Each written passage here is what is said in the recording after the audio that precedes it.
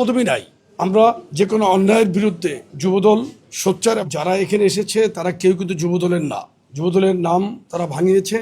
সমাজে এক শ্রেণীর দুষ্ট লোক আছে, তারা সুযোগ সন্ধানে তারা বিভিন্ন সময় বিভিন্ন ধরনের খোলস পাল্টায়।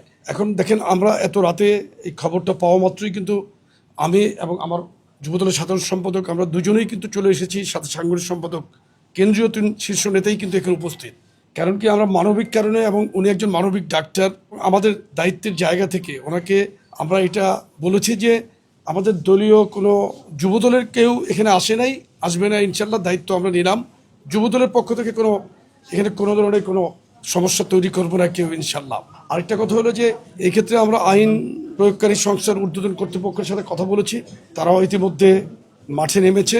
আমরা আশা করি দ্রুততম সময়ের মধ্যে দোষী ব্যক্তি গ্রেফতার হবে, আইনের আওতায় আসবে ইনশাল্লাহ। আমরা যে কোনো অন্যায়ের বিরুদ্ধে যুবদল সোচ্চার এবং সরকার প্রধান মাননীয় প্রধানমন্ত্রী জনাব তারেক রহমান উনিও কিন্তু যে কোনো সন্ত্রাস বলেন, চাঁদাবাজি বলেন, অন্যায়ের বিরুদ্ধে উনি কিন্তু জিরো টলারেন্সের মধ্যেই উনি আছেন। সুতরাং আমরাও একই পন্থা অবলম্বন করছি, যে কারণে আপনি দেখেন রাত্র 1টার উপর বাজে আমরা এই সমস্যার কথা শুনে সাথে সাথে এখানে চলে এসেছি। 5ই আগস্টের পর কিন্তু বিএনপি রাষ্ট্রীয় ক্ষমতায় ছিল না।